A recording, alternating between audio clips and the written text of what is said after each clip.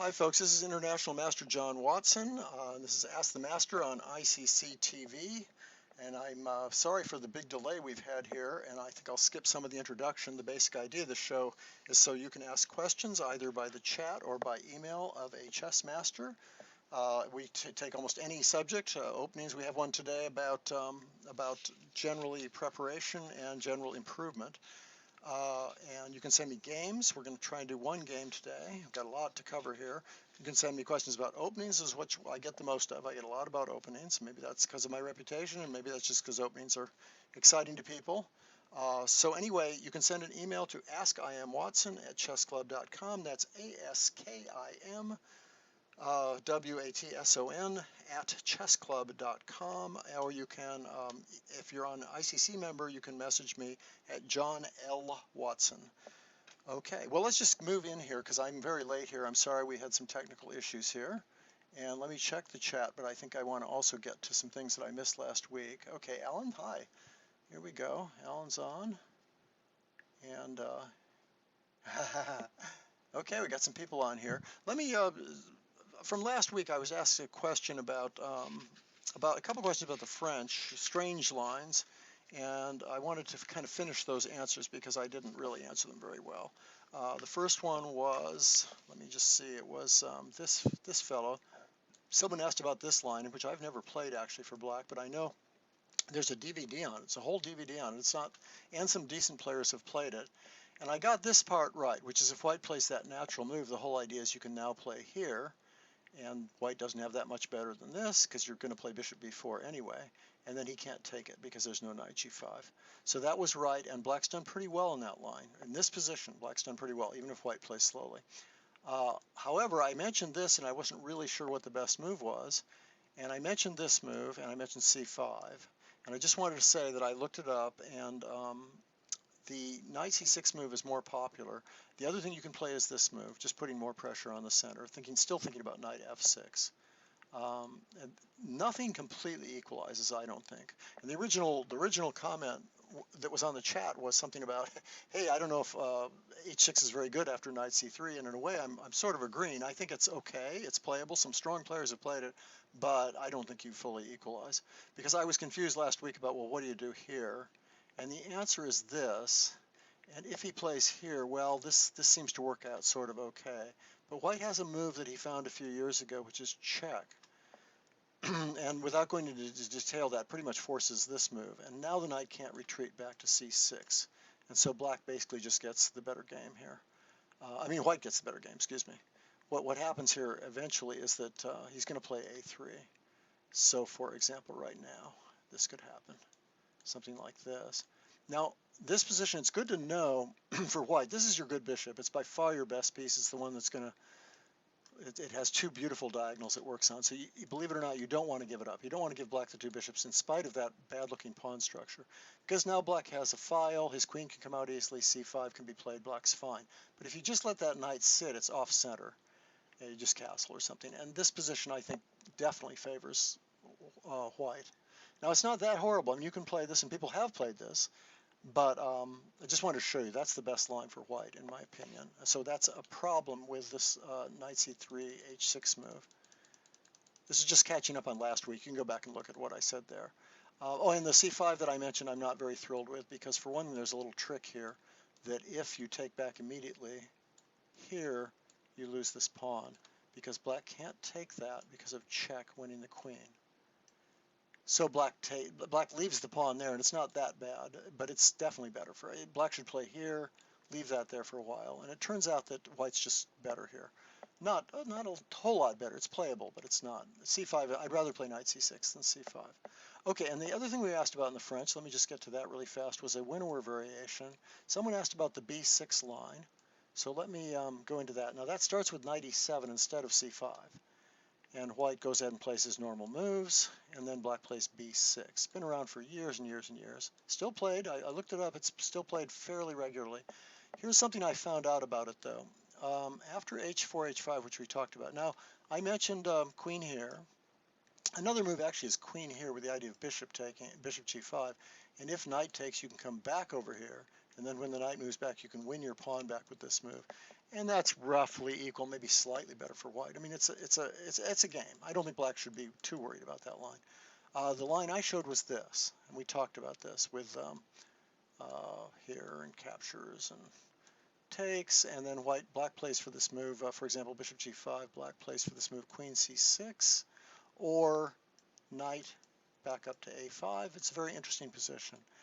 The line that I noticed has been played in recent years, especially in correspondence chess, is a very strange move. It's this move. It's actually quite strong, because the idea is that if black plays here, white's going to take that and then play bishop g5. And then it turns out that's a little too loosening, and if black plays the natural move here, white simply goes here. And this position is very awkward. There's an idea of winning that pawn at some point, or just castling. It's hard to get the knight out properly. This position just turns out to be better for white. So what black usually does is he actually plays this move first to see if white's going to make another move first. For example, an extra move with his bishop, or maybe another move with his knight.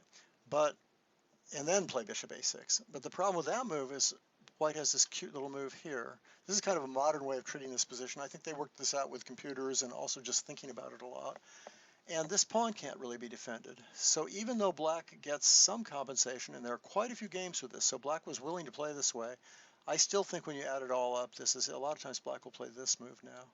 And then that's quite a good reply, I think, because taking turns out to be dangerous. I'm not going to go into much detail. You can look up these games. I guess what I wanted to say overall is it seems to me this is a bit of a problem for black. He's not going to equalize if white plays perfectly. On the other hand, you know, it's a game, and it would surprise people, and most people are not going to know how to play this way. Nevertheless, you always want to have a line that you think is good, even if people play perfect chess, if you can. So I wouldn't totally discourage this b6 line, but I do think, and also it's good to know from the point of view of white what to do against it. And I think this is a good system, this idea of h4, h5, queen d1. Okay, so that's from last week. I also have from last week, what else? Well, I have a nice game to show here. Let's see what we got in the chat before we go any further. Let me see.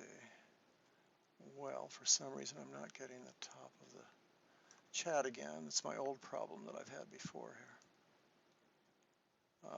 I'm missing. Alan may have to repeat his question because I'm not getting the entire chat showing. Why is that, folks? Yeah, there's no up arrow. Well, yeah, so anybody who had a question at the very top of the chat might want to, I think it was just Alan's comments. He might want to repeat those. All right, the volume is a little low. That could be my microphone. I can't really do much about the volume. Let me try that. I've got a soft voice. Yeah, if you put it up, if you put your speaker up, that's usually the best way to do it. And I'm sorry, I'll try to make it better next time. How is the classical French currently standing? Yeah, Steinitz is played all the time. It's almost the main line of the French right now. We've talked about the Elyek and Chautard a little bit. Fan noise. Shouldn't be any fan noise here, I don't think. Oh, maybe there is a little, come to think of it. Well, so we'll just have to try and adjust for that. Is that a little better? I'm trying to get the microphone a little closer. Oh yeah, okay. What about in that b6 line? Okay, let's take a look at that. Good point. That's a very good question. Let's finish that first. Yeah, I think quite a few people have tried to play this way. Normally, if you're going to play, oh, you can't play bishop f8 though in this order. So in other words, after a3, you can't play bishop f8. So the line you're thinking about, and it's a pretty decent one, is to play queen d7. You can also play b6 first, but if you're going to play the bishop f8 line, I think I like queen d7 best. And then you go back here. I think Yasser Serouin played this way before. You can also do, I think Bronstein played b6 first, and after a3 played bishop f8. Maybe Petrosian also used to play this way. Now the usual setup here, and Gulko has played this too, the usual setup here for black is very strange. It's very unusual for the French. Let's say white plays slowly. Unfortunately, he doesn't always do that, but let's just pretend he does. The usual setup for black is, oddly enough, to play this kind of thing and go queenside, and then attack on the king side. Maybe throw these pawns forward, but definitely attack the center. It's a interesting line. Everybody, I think, admits that white is better if he plays well. but white has to play, pointedly and aggressively, and most of the players you play won't do that. So yeah, that's your bishop f8 idea, and maybe in the end that's a sounder way to play. It certainly doesn't run into as many tactical problems as taking on c3. Okay, excellent question. Now we have a quick question about the classical French. I don't know if I can answer both the Elyec and Chittard and the classical. We did the Elyec and Chittard in an earlier class. If you look at that list, earlier lecture, I think twice we've done it. And maybe I'll hit it again next week because I saved these chats. But and this is the Elyec and Chittard here. This is the classical line. And in the Elyec and Chittard, you sacrifice a pawn here. And, black has so many moves. Black can just capture the pawn twice and allow this queen d3 stuff. We looked at that. Black can play c5 immediately. That's considered a sound move. Black can play h6. Black can play castles, and black can play a6. So it's pretty crazy. Maybe even knight c6. I'm not sure about that one. So that's the Elyec and Chittard, and we can kind of survey that again. White is still playing it. Hu Yifan plays it, for example. That's in, women's world champion, and some other very top players play it, so I'm sure it's sound for white. Whether white actually gets an advantage is maybe another issue. I do think that she played a very good game against the defense that's recommended in the Ogor and the Tyrless French book, so she made a good case for the white side of the Elyec and Chittard. Now the Steinitz line goes like this. White plays f4. Black attacks, white defends, black attacks. Now black doesn't have to play. Black often plays this these days, and then often even plays this move with the idea of bishop a6 sometimes. It's gotten very sophisticated, but the main line is still this. It's been played in a million games, and now this is kind of a key point where black can play a lot of forcing moves or play bishop e7. My impression is almost every line is holding up okay for black. I write the chess publishing column on the internet for the French. And I still like bishop e7. It's flexible. It's more my style. I think I like to keep the pieces on the board, keep things complicated. I did play within the year. I did play this line just for fun, and that's an interesting line because it's sort of one good thing it does is if white ever takes this now, which is a major variation. If you don't play b6, that's not a good idea for white now because this is very mobile. That's not a good central exchange. Whereas in this position, for example, a normal kind of position like that, white very often plays d takes c5 in a position like this to gain that square. And that's one of the points of b6, is to be able to capture with the pawn. Now the problem with b6, of course, is that, and it's been working pretty well, but the problem is now you can't expand with a6 and b5 and b4, which is a favorite plan. You're playing more passively on the queen side. You're not expanding on the queen side. And there is one case where you might expand. I actually had a game with this move, and now, although I think I played knight c6 first, but you can play c4 right away and just start blasting away, even if you have to sacrifice pawns and attack the king. And this becomes a big race because white's playing f5 and you're playing for b5, b4, and it's a lot of fun. Okay, so and I guess the answer is I think black's doing fine in all these positions. If black wants a draw against the Steinitz, white still has this problem of this variation. If you memorize what you're doing as black and as white, I guess, this line hitting this pawn is actually doing pretty well. You're also threatening bishop, or you have the idea of bishop c5 now too. So what white does is he sacrifices that pawn. It's a very long, lengthy line, but it is now thought to be kind of drawish. So I mean, if you desperately need equality against somebody, that line seems to be okay. The line that's in a lot of the books because it's so aggressive and fun to play is this, and maybe white gets a tiny advantage here, but it's certainly playable. It's still played by some of the top players of the world. So there's all kinds of options. Like I say, I kind of like the bishop e7, which leaves options open of playing a6 and b5 or b6 or f6. Okay. Got a Peart's question. Maybe I'll get to that after I do the game. I promised I'd show this game. I want to do at least a game every week. So let me put this up here because it's kind of cute. It has to do with the idea of how you might try to draw, whether you can, and how you might try to draw a game, how to draw against a top player. Jonathan Russell sent this. It's a game of his, and he followed something that was in a lecture online by Yasser Seirawan. In fact, you can find it if you Google hold a draw against a higher rated opponent. You guys might even want to do that right now. There's a lecture by Yasser Serouin about how to get a draw against a higher rated opponent. And he used this line and he won the game. So this is a line you could play and practice is the idea for black. It's an open Ruy Lopez. That's called the Ruy Lopez. Most of you know that. And it's the old main line. And now white castles. And now most of the time you've probably seen either black plays for bishop e7 and d6 kind of structures, or he could play for a martial kind of structure, or he can even play bishop c5. There's all kinds of things to do. But there's also the open Ruy Lopez, which is fairly popular right now, actually, speaking of who you found. She plays this. But it's not the normal open that he wants to play. What he wants to play, and let's just look at this. Now that's the usual answer. It's the only answer that's really challenging, is for black to take that, which he almost never does. Black's normal approach here is to go like this. You've probably seen this before. You may have seen it before. Then white attacks this pawn twice. See how the queen and the bishop attack it and black defends it. And this is a complicated game. Black has some slight weaknesses on the dark squares, but he's very active. And this has been played for 150 years, and there's tens of thousands, maybe even hundreds of thousands of games with it. And a lot of world champions. Korchnoi has played the open Ruy Lopez. It's never been as popular as the closed lines for black, but it's still playable and played. And they had a nice little revival just recently over the last couple of years. Okay, but in this game, black does something very strange, this move, which I think is called the Riga variation. I forgot to look this up. And here's how it goes. White pins the knight, which looks pretty good, right? The knight can't move. So black has to defend it. And then white takes the pawn. This looks pretty nice because f3 is an idea, just winning the knight because it's pinned. And knight takes c6 is an idea too. And black can't just play b5, getting out of the pin, because that's a whole piece, or at least that's the beginning of taking a piece. And white's just going to win that game because it's a tempo on the queen. So black's whole idea is to play this move. Big counterattack on white's king is the idea. And Yasser's point is that you can go into this long forcing line and I'll show you that line in a second. And that's what happened in this game. What happened in this game was all this happened, and black started counterattacking with his bishop takes h2. This is all very, very, very well-known theory, but maybe not by lower players, and maybe not even against your higher-rated opponent.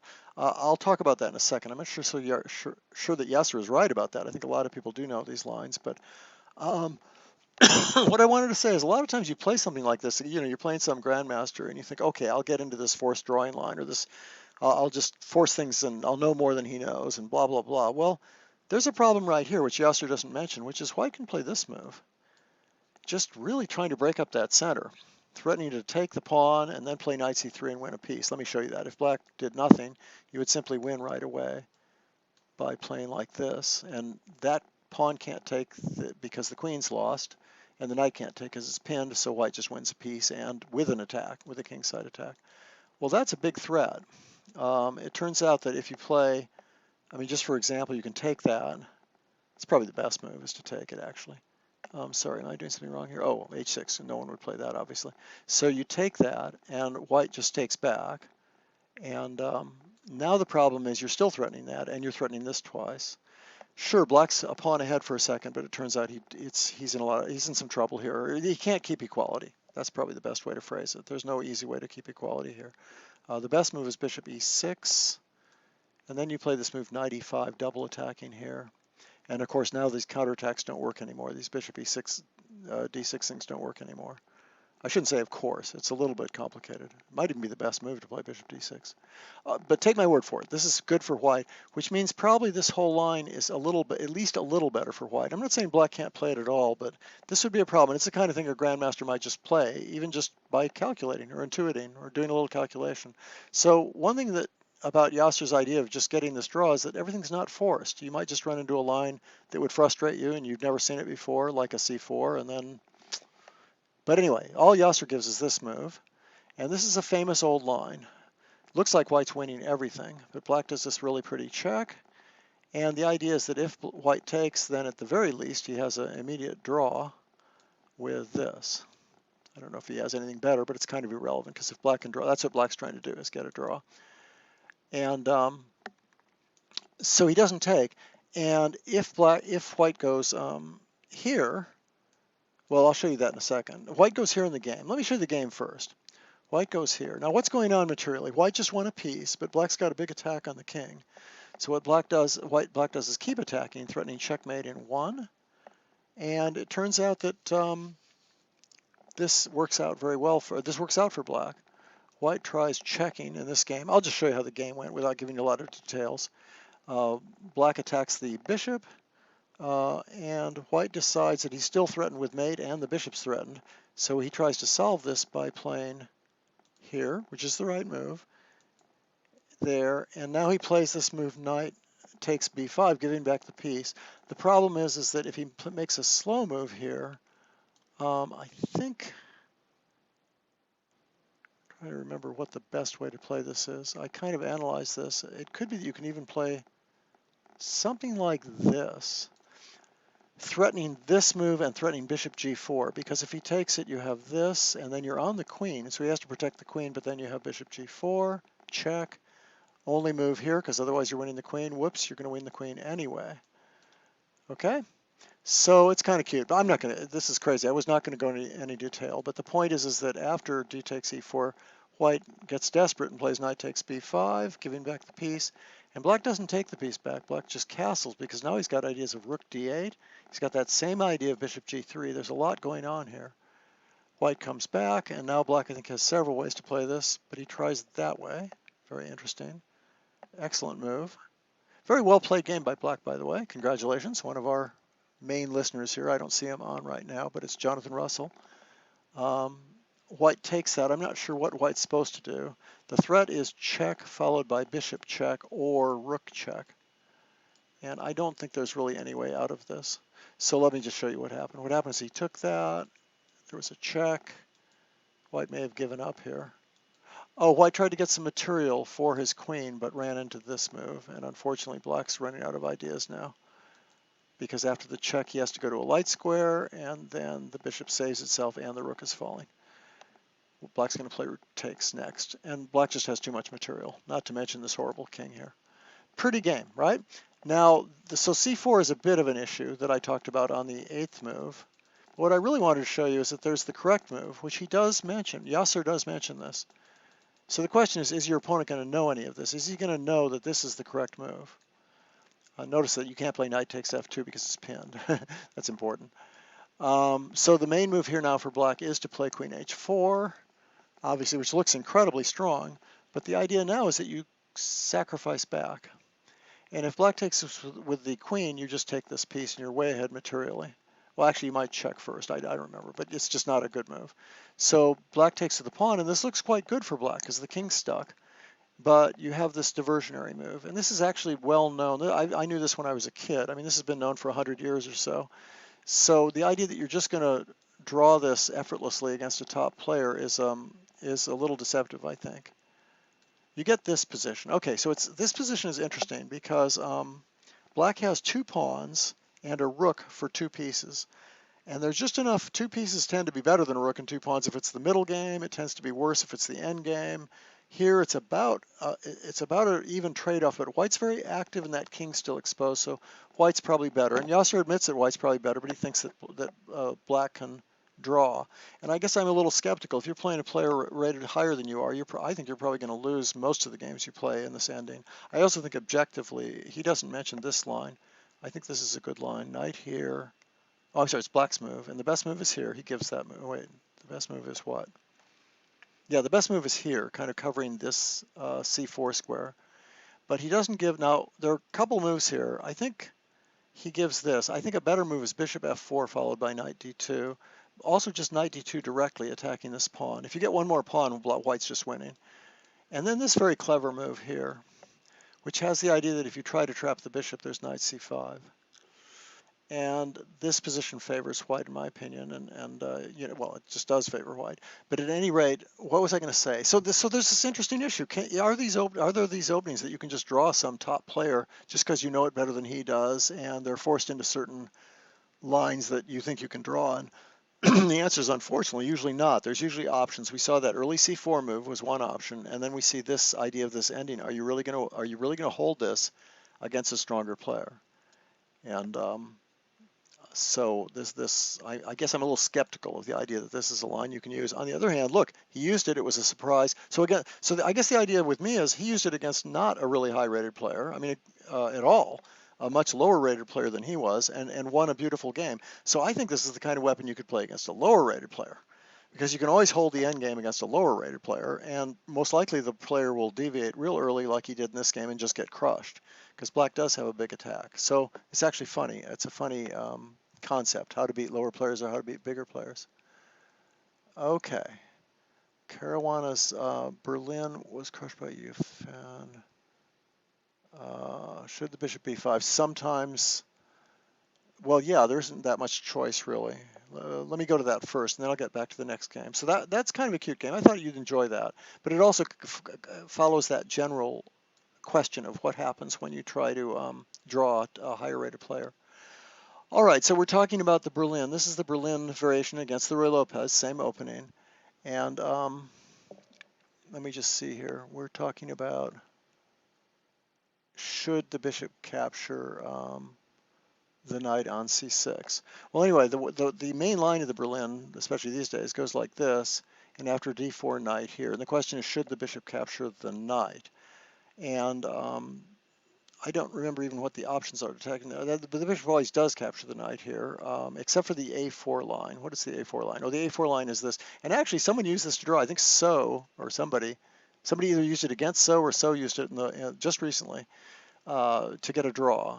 And black's best move now is, I think, just to go back here. Boy, I'm going to get it all messed up. Is it d6, or is it to play knight up? I think. I'm trying to remember if he played knight up. He probably played d6. The idea being to go here. Anyway, this is considered a very sterile line. White's never been able to get any progress here, but he is able to get complete equality, and it usually ends up in an endgame. So actually, it's a good question about bishop c6, whether you have to, because you do have this maybe drawish option if you're white. But if you just retreat the bishop, I doubt if that's any good. I think you pretty much have to take this here. But I don't know. I mean, if you retreat the bishop, it just seems to me you aren't even much ahead in development, and black's going to be very happy. Maybe just playing here and getting his pieces out would be my guess. Black's still a pawn up, right? Yes. So I think that's the answer. Okay. What else do we have here? Okay, I'm back to the original thing. I'll get back to Ellen's question at the top of the list. Somehow my list expanded again, so that's nice. In the meantime, let me show you what I'm doing, because we have all kinds of questions from the past, and I think it'd be fun to look at.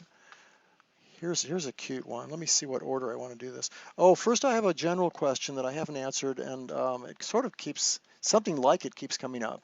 People keep asking about the Semi-Slav. I've had two related questions with the Semi-Slav. Semi-Slav can start with that, but it can also start with E6, and it's even more common these days that it starts with E6. It starts with this order, and I won't go into reasons for that, but this is a very common way. This is called either a triangle system or a Semi-Slav. Sometimes the triangle system, they wait with knight f6 so they can play, for example, the Notaboom system, which we talked about. But let's just skip that for a second and talk about a Semi-Slav proper. This is a Semi-Slav. Very solid for black, obviously, but he also has a potential threat of d takes c4.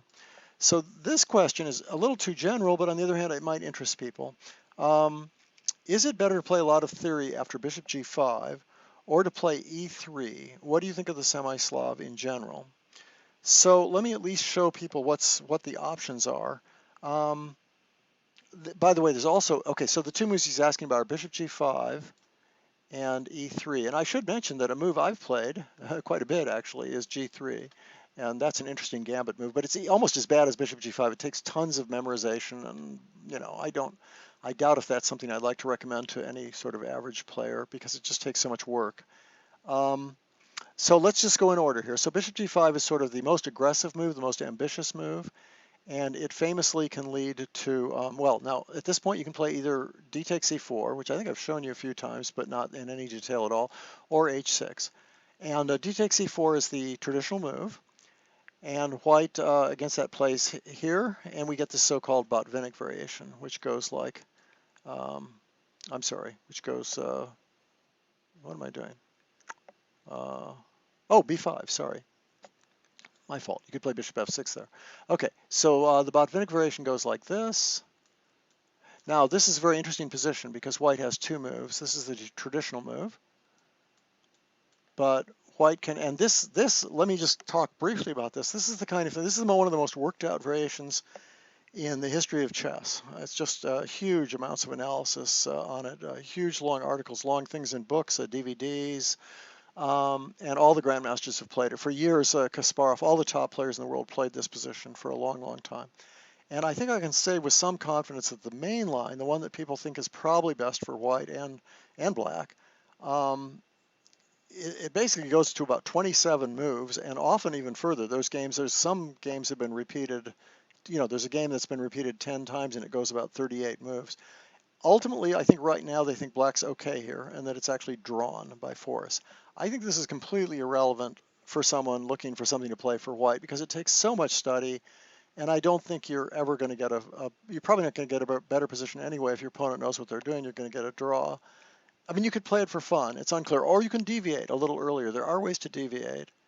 For example, a way to deviate is to play here. It's not that popular, but it's certainly a move, certainly a possibility. And black can play either knight d5 or knight h5. And you can look that up. And it's a fun. I mean, at least here all the pieces stay on the board. Now, you're a pawn down, but you can always get some kind of attacking chances here. I don't say white's better here, but it's something you could try. But I think you want to deviate from this main line with knight takes g5. Okay, now the other thing black can do, again, before I get to anything else, I want to show you that this is a very popular move. And it's been popular for 50 years or so, called the Moscow variation. And after that, if white takes, this happens. And white can play this way because even though black has two bishops, which is really usually a big advantage, white's got a little lead in development and controls some nice squares. This is kind of a poor bishop, and white can get e4 in pretty quickly. On the other hand, if black knows this variation and plays it, he's going to probably know exactly what he's doing, and this has been extremely drawish. At the top especially, there's just been draw after draw after draw. Now you could play this way because you can outplay people. You can just, you've got a lot of pieces left, but your opponent does have the two bishops, so it's not the most ideal thing to do. It's certainly an option though. And the other thing you can do is just retreat, and that's been played for years and years and years also. And once again, you're losing. You're going to lose this pawn. But hang on, did I give a game with this? I don't know if I have a game with this. Yeah, so the way this one goes, okay, so anyway, I'll just show you. I guess I don't have a game. Is you take, white again tries to bowl you over, and black plays back. Okay, so you're trying to play this as white. You're threatening that, but black defends it. Okay, so you're a pawn down. And what are you going to do to try to get the pawn back? Well, there's a bunch of ways. The main line by far has been this over the years. But on the other hand, this has been quite popular, and I say especially in the last few years. Just trying to break through on the king's side and put a knight up here. Another main move here is to put a knight here right away. So at least you have a lot of options. There's a lot of things you can do. And I was just going to mention, it's kind of funny since I haven't seen this in a long time or thought about it much in a long time. In the old days, about 20 years ago, I used to experiment with this move, and I won a game against about a 2300 player, and I drew a grandmaster, actually Vinay Bhatt, who wasn't a grandmaster at the time, but a very strong player. And in the position where I took a draw, I was actually much better, as he understood, and I guess I didn't. But so I had some luck with it. So this is very interesting. The idea is to play rook d1 here. And there's some other ideas. There's some cute tactical ideas. Oh yeah, it's a pawn sacrifice. And in fact, most people, a lot of strong players simply take this pawn. And you play here, and it's actually kind of cute because, well, okay, where can the queen go? It's got two squares. This is kind of fun because there's some traps here. If the queen goes there, you might just attack this pawn. And then if he defends that pawn, you've got this move check, which looks kind of silly. But you do get your pawn back, and the knight's not at all trapped in the corner there because you have e5 followed by knight g6 if he tries to trap it. And it turns out this position I think is a little better for white. That's kind of a cute little trick. And the other trick is if he goes to b6, which is probably a better move, then one interesting move is if he plays h5 now, I always like this move. I don't know if it's even been played. It may have been played, may not have been played, but I think it's actually quite a strong move. Because if you can get rid of this bishop, and you're on the rook, and if you can get rid of the bishop, boy, that's all these dark squares. That's going to be fantastic. So basically, black is going to take that. But then you play this move, and this queen takes check turns out to be extraordinarily strong.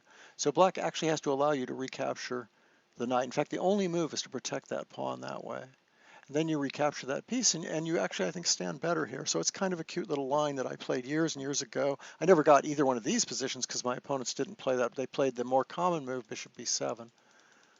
But it's a playable line, an interesting line. I guess the point I'm really trying to make, though, so instead of grabbing the pawns, most players now play that move. But for quite a while, they played this move and gave up that pawn and grabbed that pawn, got greedy. So here you have compensation for a pawn. You can play rook d1, which is what I played in my games, and you don't actually have to play rook d1. You have some options. Anyway, it's something to look at. This would be something to look at as white. Okay, so now the original question, because I don't want to get too far off here, was what about this semi-Slav? So you can look at stuff like that. Now you can imagine how complicated that's gotten to be looking at that stuff, right? Here's that semi-Slav. So that's why so many players don't want to deal with bishop g5. It's just too messy. It's just too complicated. Now you can have a lot of fun with it. You can learn a lot about chess, but you don't get sorry. Whoops, but you may not get an advantage anyway, and you've spent a lot of time. So basically, this is a tremendous learning tool. You'll beat players below you all the time. But if you want something that's going to hold up against a top player and still not give you too much preparation time, you can play that. And that's why so many top players are playing this, actually. They think that black's so used to those main lines with bishop g5 that he'll do okay anyway. Why not play something a lot simpler? And, you know, counting on the fact that that's kind of a bad bishop and you have a slight bit of pressure on the center and you're just going to develop. And this is almost always played in response. I won't try and explain why exactly. And then this is a famous Moran variation. And people are not playing the Moran as much as they used to, ever since the Anand Kramnik, Kramnik was white actually in these games, match. But you can play this way. Consider that's Karpov's move instead of bishop d3. Well, it's not his move, but he played it a lot. And you can play this way. It's just a game. So this is one way to play, but I would recommend not going into the Moran. I would recommend playing here. And then if black takes it and plays b5, you've got this extra move queen c2 in, because you haven't taken two moves to capture that pawn. And this queen has pressure down the file, so it's a useful piece. Sometimes people take anyway, but I just something to do. So usually black just plays here, just develops instead. There's all kinds of options for both sides, obviously. And then white often plays this move, bishop d3. But it can be kind of tactical and worked out a lot. So I think bishop e2 might be more fun, or b3 is played a lot. Now, just recently, like yesterday or something, or day before yesterday, there was a game between Pelletier and it was one of those Zurich games. It was one of those or Grenke games. I think it was pretty fast time control. He played b3, and both sides played all these natural moves, and I was really amazed to see how Gelfand ended up getting the better game against, both sides just made these just super normal kind of moves, brought their rooks to the center, put the queens on squares like this, and Gelfand as black won a really nice game, and I started thinking, boy, if you can't play absolutely natural moves without getting in trouble, that's a little depressing. But so don't expect the game to go automatically, but at least this is a very safe line, a very easy line to play. I actually used to play this move, but I don't really believe in it. So, that's a good solid line. And the idea now is if he gains a tempo with that, the bishop isn't really that well placed for this b5 idea. You can play it, but white's pretty happy. So that's probably what I'd recommend to play as white in answer to that question about the semi-Slav. I hope I didn't go on too long about that. Okay, let's get back to the chat, and then I'll show you another, some advice about improvement, since everybody's always asking about that, and I never really know how to answer it properly, even though I'm a teacher. The Four Knights was popular in the Kasparov. Oh, it really was. The English was tremendously popular. What fun this was this week. The Simon John Fedorowicz, I guess. Chess philosopher Costin's book is on the dynamic English. Tony, that chess philosopher isn't Tony Costin, is it? That would be amazing. Tony, I hope that's true. He's a fantastic player, grandmaster, has all kinds of wonderful ideas, and runs the chess publishing site, which is a wonderful site. I should keep mentioning that, chesspublishing.com. You do have to pay for it, but it is just absolutely amazing. Okay, Alan, way back at the top, you had a Pierce defense. Um,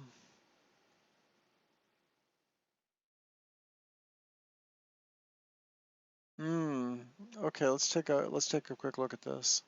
I'll do this. I'll try and do this pretty quickly. We have all kinds of questions that were sent me I want to get to. How are we doing for time?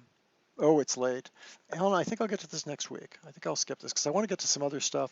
One thing I wanted to talk about was this question about improvement, and because I've been thinking about this a lot. And usually what I just say is play a lot and study a lot. But there's always a question in studying what to study, how much of it to study, what's useful or not. And people are always asking, should I study endings, should I study opening, should I study combinations? And we've talked about that and I've tried to give you some pretty good advice. It's obviously good to study all that stuff. But I started thinking about this and I started thinking about what's been successful. Like when you teach kids and the kids that just get better really, really fast. Um, what's common with them, or even adults who show pretty fast improvement? I think the one thing in common, the one thing I'd really emphasize is you've got to study things you enjoy. The best thing to do is become obsessed. That's what these kids are. I'm not even sure if they're enjoying it, but they become obsessed by it. They love it. They just dig into these positions and they can't stop. They actually want to do it. They want to do it more than they want to do anything else. So when you're studying, if you start getting bored with something and just think, well, I'm supposed to know these things, um, okay, that's okay to do a little of that maybe, but I don't think that's the way to get better because ultimately you're going to be bored. You're not going to be excited. What you need is to find things that really grab you and really interest you.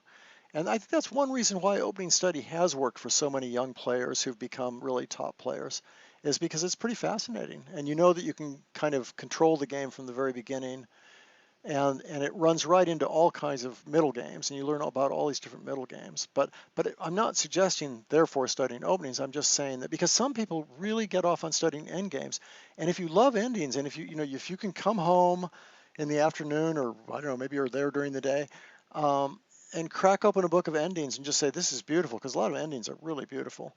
Um, and just want to go through ending after ending, that's probably the right thing to study. It's what attracts you and excites you and keeps you obsessed. Good chess players are sort of obsessed with chess. I mean, that fast improvement comes with some kind of obsession. Not having to force yourself. If you really have to work hard and force yourself to do everything, you can still become better, I'm sure, but it's going to be tougher. And you're going to find reasons not to study, and you're probably going to get less out of your study. So that's the extra thing I think I don't usually talk about that I would like to emphasize to everybody is please, find something you like. And if that's playing over classical games, even old games by, a matches between Morphy and Anderson or Lasker and Marshall or something, or if you love the old tournaments, the New York 1924 tournaments or something, as long as you love looking at those games, you'll get tons out of them. It really doesn't matter whether they're completely relevant to your opening repertoire or anything like that. But I guess my point is instead of telling you, oh, you need to learn all the classics, you should go play all the classic games over, which is, a great thing to do. I would say, well, not really if it bores you, not really if you're not that interested, if you find other things are grabbing you more. So I just wanted to make that point this week because I don't know if I've made it enough. Now, an older question that I really should get to, it's another French actually of all things, um, is this one. Well, I'll check the chat before I start this, but this is a question I was asked quite a long time ago, and it's about a variation I've been asked about repeatedly, so I think it's a good thing to get to. So let me scroll down a little bit, folks. Mentioning a lecture by Yasser, yeah. Kasparov and Anand. Yes, Anand played the Open Ruy a lot. That was a preparation game by Kasparov, where he won purely by preparation. But what people don't know about that preparation was that was Michael Tal's move that Kasparov played, that pretty much almost won by force right from the opening. One of the few cases where an opening was won almost by force. Anand made the mistake of repeating that Open Ruy Lopez twice, and he walked right into just a bone-crushing, killing move from Kasparov, which won a very pretty game, but it was a game that had been pretty much worked out beforehand, and that's turned the match around actually. So yeah, famous Open Ruy Lopez. Okay, what have we got? I was playing this against a lower rated player. Which are your favorite repertoire books on the English opening as white that do not cover the Botvinnik setup as the foundation? Well, that's Tony Costin does have the Botvinnik setup as much of the foundation. And chess philosopher, you aren't Tony Costin, are you? Someone said chess philosopher Tony Costin. Oh, maybe he was addressing you. At any rate, that's a very good book, and it's a short book. But now let me see repertoire books. There's a recent one by David Cummings, which actually goes back to playing knight c3 on the second move. For example, here, playing knight c3 instead of g3. All the repertoire books give g3 because it's easier, and you avoid a lot of, you don't have to learn as much. So I was really proud of David Cummings, who's a great writer on the English opening, by the way. He wrote a book on the symmetrical English. Cummings wrote a whole book on this. Very good book, one of the better books on the English opening. Long time ago, but it's still, I think it's still pretty relevant. I really like his writing. Anyway, he wrote a very recent book, a few months ago, I think, maybe 5, 6 months ago it came out, on this. I believe it's I don't want to get this wrong, it's an everyman book. It's just one of their opening repertoire books. And it's a whole repertoire in the English, and he gives everything. He gives all the lines and all the symmetricals and all the options.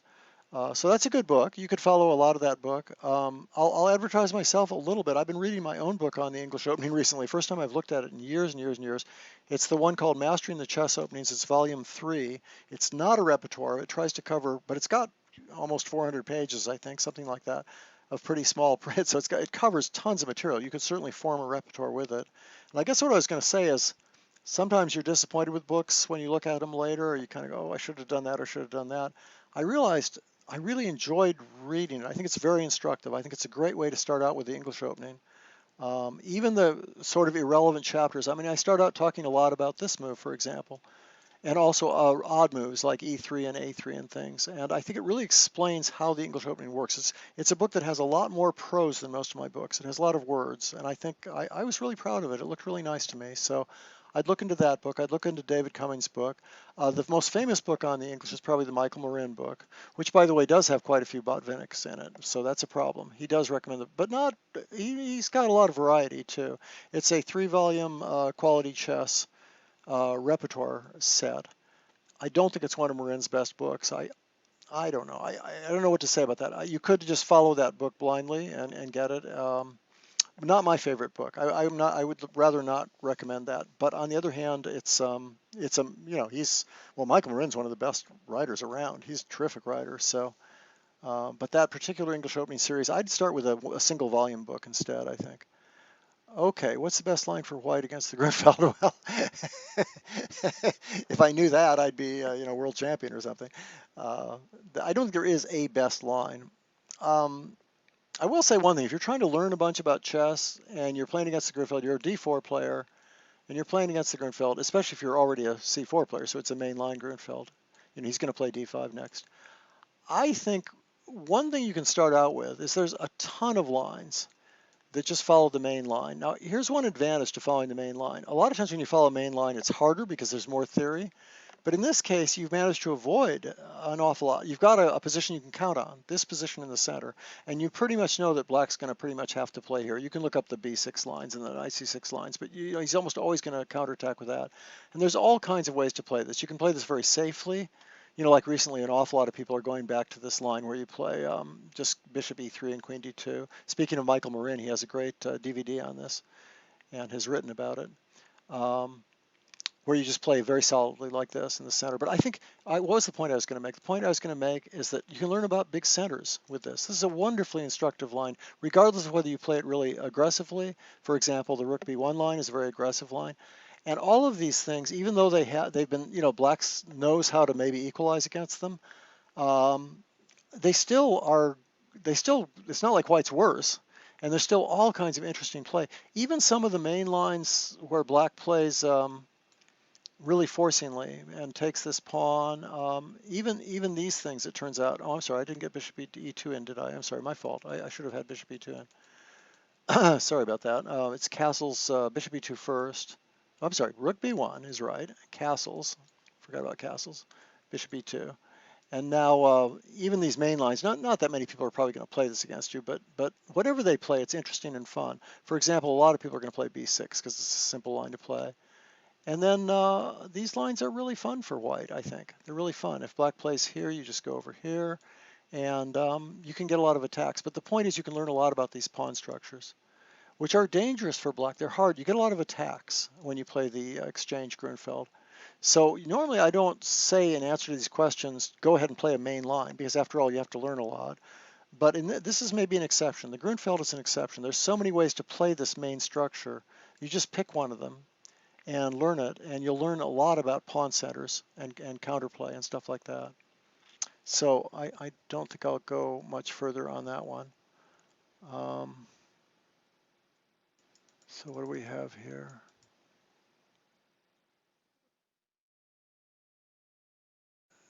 The U.S. Championship commentator said to win you have to play E4 or C4. No, that's not based on statistics or possibilities. That's just flat out wrong. I don't have any idea why they said that. It was probably some kind of joke. I have no idea. No, D4 is still played constantly by all the top players of the world, and they're trying to win, so I can eliminate that one right away. I think E4 for a while people have been thinking is impossible to win because there's so many good defenses against it. I think people are getting depressed about E4, trying to win with E4. Uh, but because especially because E5 has been so tough recently. And actually almost every E4 defense is doing pretty well. The French, the Sicilian. But I think this is the one that's driving people crazy. It's so solid. But obviously you can play all three of those moves to win. Or other moves, B3. I need a book to learn the Guimard variation of the French defense. Unfortunately, I'm the only one that has written much about it, I think, and it's a little bit dated too. There's tons of it in that chesspublishing.com site that I've talked about. You can subscribe to just the French chess publishing column, and you get 12 or years or so of monthly annotated games by grandmasters about the French defense. It's a fantastic site. It's just you get a whole library full of annotated games. The Guimard is this one. And in my book, Dangerous Weapons, the French, I actually talked about the Guimard. I don't know of any books that really talk about the Guimard systematically. Are there any? Anyway, I gave a little repertoire with the Guimard for black. It's called Dangerous Weapons French, but it's only a chapter in the book. It's a fairly thorough chapter, but and most of that still holds up, but you'd want to update it because there's been a lot of theory since then. That's the only one I can recommend is my own book in that case. And one reason I'm pretty sure there isn't another book on the Gemara is because I write about it myself and I've never found another one.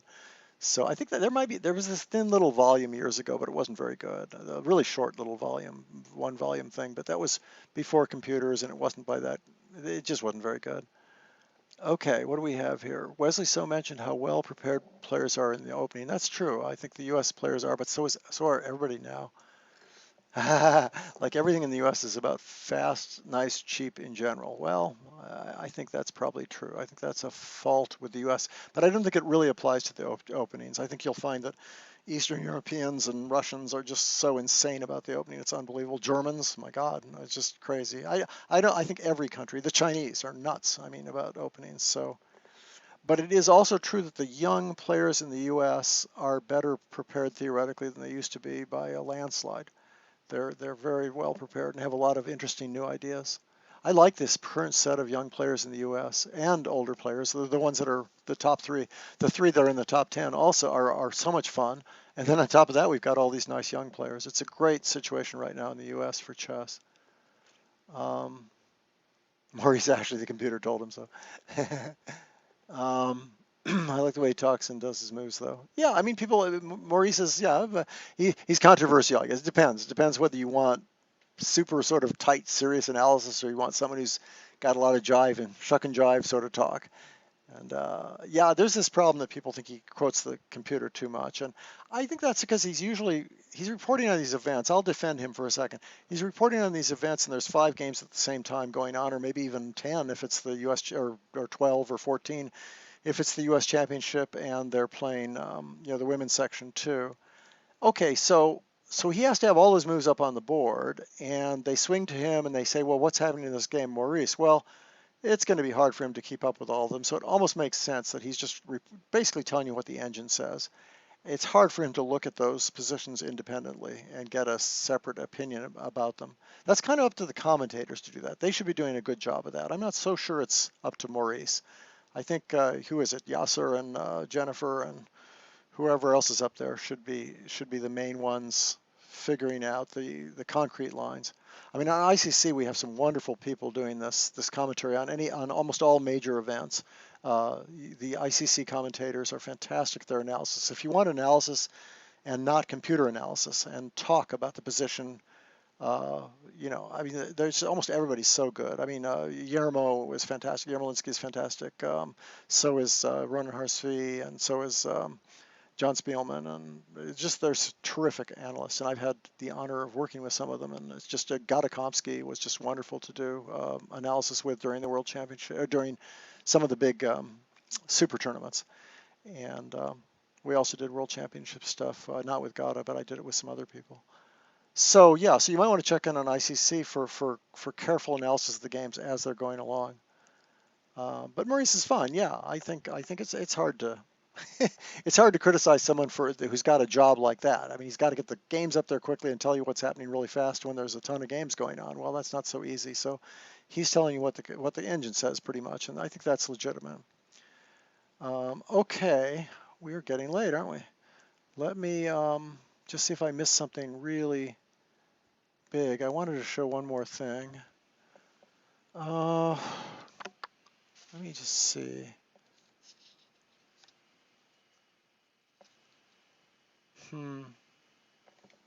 Should I buzz through it or should we stop? I'm afraid it's probably too long to do. Is there anything I can answer quickly? Thanks, everybody. This is fun. I like the fact that you guys are talking with each other. A lot of fun subjects. Alan's thing is a bit long. We'll get to that next time. The Perch defense one. What else do we have here? 23 wins in 25 games. What's that? Ooh, who's that? I don't know which one that is.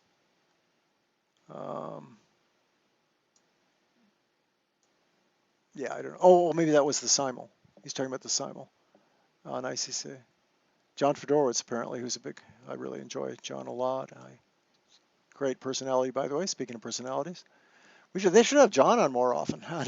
They should bring him in to do analysis commentary because he's so terrific and also extremely good analyst. Middle game is most interesting, blah, blah, blah. Wesley so mentioned how well prepared. Okay, I think we've covered pretty much everything for now. Can you log in with ICC login in here too? No, I think this is a Google. This is a YouTube broadcast, so you have to use your Google login if you want to get on it. But you managed to do that already because you're on the chat. Maybe I'm misinterpreting that question. But on ICC, you need an ICC membership.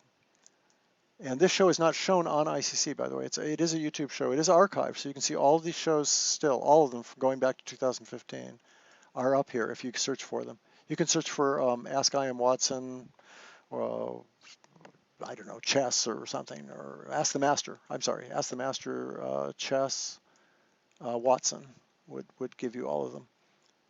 All right, folks, terrific. What a good day. Quickly show how you played against the Beard. Okay, Bird, I will do that.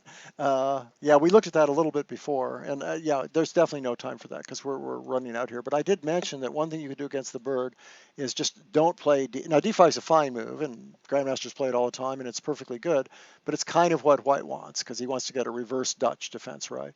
So what I said is that in my games, a lot of times I played D6 kind of moves. I played C5 first, maybe, because I don't mind the Sicilian. I don't mind this position, for example. And then I would play things like G6 and D6 because one of White's things, most of the players you play, at least who are playing the birds, are probably playing it with the intention of playing knight here and probably knight E5 and maybe supported by B3. Well, that whole plan is kind of ruined if you haven't played D5 yet. In other words, after D5, White gets all happy playing Dutch-like positions, or maybe this kind of position with bishop B2, or maybe Dutch kind of positions. But in any case, controlling that E5 square. And what I've been saying to people on this show is you can sometimes, and we looked at a game, someone sent in a game, we actually looked at it, where they played without D5. They played with D6 at some point.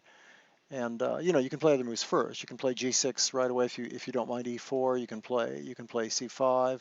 You can play knight F6 and later play D6. But anyway, that's just sort of a general tip. That if you want to frustrate people, it's not like it's a superior. There's nothing wrong with D5 at all, but it's psychologically it's what White wants. So if you want to kind of mess them up, just wait till they put their knight on f3 and then play d6 at some point, and they'll get, you know, a lot of times you can get some nice. They're on their own at that point, and they get frustrated. Yeah, that's kind of the idea. All right, folks. Thanks, everybody. Had a lot of fun. Send me your games. Ask IamWatson@chessclub.com. Your games, your questions, and I'll try to get to them, and I'll also respond to whatever's on the chat that I haven't gotten to before. We have all kinds of stuff to catch up on, and I appreciate anything new. Also, on ICC, you can message John L. Watson, and send me any questions that you have. Thank you, everybody, and I'll catch you next week.